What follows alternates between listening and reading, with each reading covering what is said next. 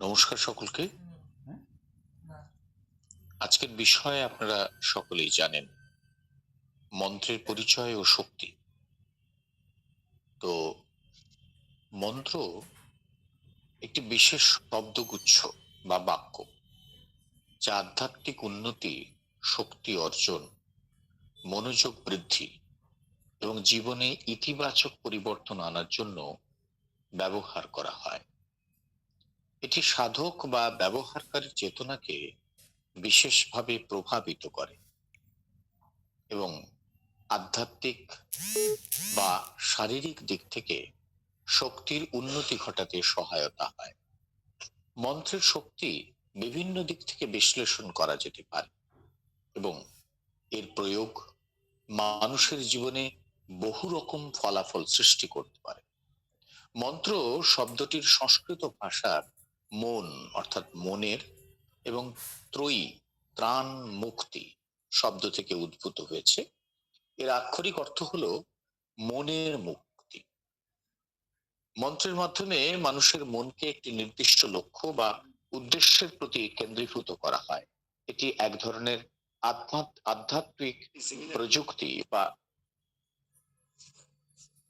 সঠিকভাবে ব্যবহার করলে একজন ব্যক্তি মনোযোগী, শান্ত এবং আধ্যাত্মিক ভাবে উচ্চতর অবস্থানে পৌঁছতে পারে। মন্ত্র সাধারণত একটি বা একাধিক শব্দ বা শব্দগুচ্ছ হতে পারে, যা কোন নির্দিষ্ট উদ্দেশ্য, যেমন ধর্মীয় সাধনা, শারীরিক সুস্থতা, আধ্যাত্মিক উন্নতির জন্য উচ্চারিত হয়। মন্ত্রের মধ্যে ধ্বনির শক্তি নিহিত আছে এবং এর মাধ্যমে একটি নির্দিষ্ট শক্তির উদ্রেক ঘটে। মন্ত্রের শক্তি ও কার্যকারিতা অত্যন্ত গুরুত্বপূর্ণ, এটা আমরা সকলে জানি। যেমন আমাদের ভেতরের আভ্যন্তরীণ শক্তিকে জাগরিত করে। মন্ত্রের শক্তি মানুষের মনের উপর কাজ করে এবং আভ্যন্তরীণ শক্তি মনোযোগ এবং আত্মবিশ্বাস বৃদ্ধি করতে সাহায্য করে। মন্ত্রের মাধ্যমে মানসিক বিশৃঙ্খলা এবং উদ্বেগ দূর করা সম্ভব। নিয়মিত মন্ত্র পাঠ বা ধ্যান করার ফলে আমরা নিজেকে খুঁজে পেতে চেষ্টা করি। মন্ত্র সাধনার মাধ্যমে ব্যক্তি তার নিজের যে শক্তি, সেই শক্তিকে উপলব্ধি করতে পারেন। যেমন গায়ত্রী মন্ত্র বা মহামন্ত্র আধ্যাত্মিক উত্থান এবং মনের শক্তির জাগরণ ঘটাতে সাহায্য করে। মন্ত্রের উচ্চারণের মাধ্যমে ধ্বনি তরঙ্গ তৈরি হয়, যা মানুষের মস্তিষ্কের কার্যকারিতা ও তরঙ্গের সঙ্গে মিশে শক্তির শরীরের শক্তি চাল যে চ্যানেলগুলো রয়েছে, সেই চ্যানেলগুলোকে সজীব করে তোলে। এটি দেহে নতুন শক্তির প্রবাহ সৃষ্টি করে। বিশেষত নদী স্নান বা অগ্নি পূজা সহ নানা আধ্যাত্মিক শক্তি বা আধ্যাত্মিক কর্ম মন্ত্রের শক্তির প্রভাব লক্ষ্য করা যায়। বিজ্ঞানীরা বিশ্বাস করেন যে মন্ত্রের ধ্বনি তরঙ্গ এবং শব্দের গতি মস্তিষ্কের একটি বৈদ্যুতিক সংকেত প্রেরণ করে, যা মানুষের মস্তিষ্কের তরঙ্গ এবং কার্যকারিতাকে প্রভাবিত করতে সাহায্য করে। এভাবে মন্ত্রের মাধ্যমে আমাদের মস্তিষ্কের কিছু নিউরাল চ্যানেল সক্রিয় হয়, যা আমাদের মানসিক এবং শারীরিক স্বাস্থ্য উন্নত করতে সহায়ক। শব্দ তরঙ্গ মানুষের স্নায়ুতন্ত্র এবং মস্তিষ্কের কাজের উপরে প্রভাব ফেলতে পারে। মন্ত্রের উচ্চারণ আমাদের মস্তিষ্কে এক ধরনের সামঞ্জস্য সৃষ্টি করতে সাহায্য করে। নানান রকমের মন্ত্র, যেমন গায়ত্রী মন্ত্র, যজ্ঞ মন্ত্র দ্বারা যে যজ্ঞ হয় বা পূজা হয়, কবচ মন্ত্র, বিশেষ আধ্যাত্মিক মন্ত্র বিভিন্ন রকম ভাবে ব্যবহার করা হয় এবং মনঃসংযোগ বৃদ্ধিতে, শারীরিক এবং মানসিক শান্তি, আধ্যাত্মিক উন্নতি, শক্তির বৃদ্ধি, কুসংস্কার থেকে মুক্তি, এসবের ক্ষেত্রেও মন্ত্রের ব্যবহার রয়েছে। তবে বিশুদ্ধ উচ্চারণ, বিশুদ্ধ স্থান এবং কিভাবে তা ব্যবহার করা হবে সেটি না জানলে মন্ত্র কার্যকরী হয় না।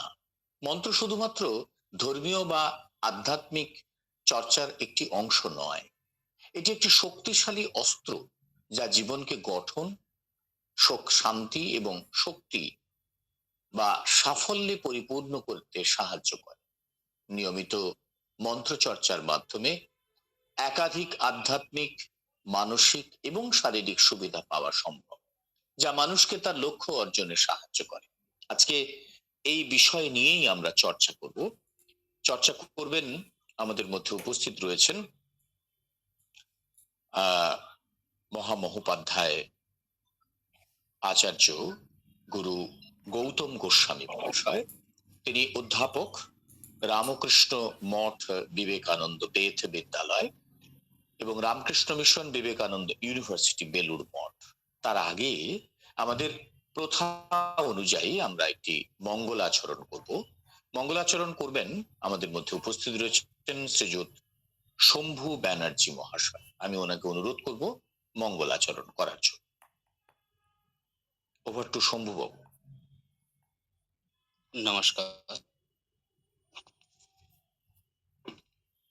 सर्वेभ्यो नमो नमः। अधुना मङ्गलं करोमि।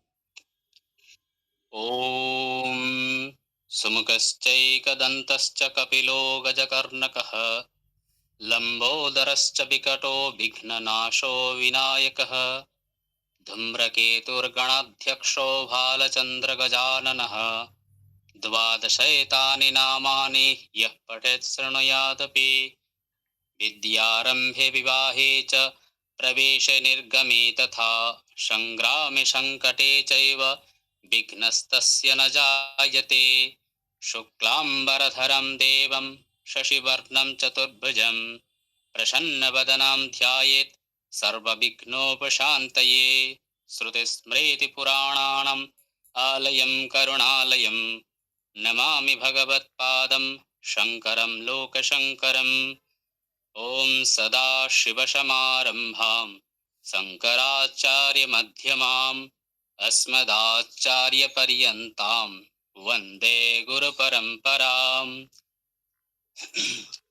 नमः श्रीगुरुभ्यो नमः। नमः ब्राह्मणेभ्यो नमः। नमः या कुन्देन्दुतुषारहारधवला या श्वेतपद्मासना या वीणावरदण्डमण्डितभुजा या शुभ्रवस्त्रावृता या ब्रह्माच्युतशङ्करप्रभृतिभिर्देवगणे वन्दिता सा मां पातु भगवती सरस्वती निःशेषजाढ्यापः। सा मे वसतु जिह्वायां वीणा पुस्तकधारिणी मुरारिवल्लभां देवीं सर्वशुक्ला सरस्वती सरस्वती महाभागे विद्ये कमललोचने विद्यारूपे विशालाक्षी विद्यां देहि नमोऽस्तुते।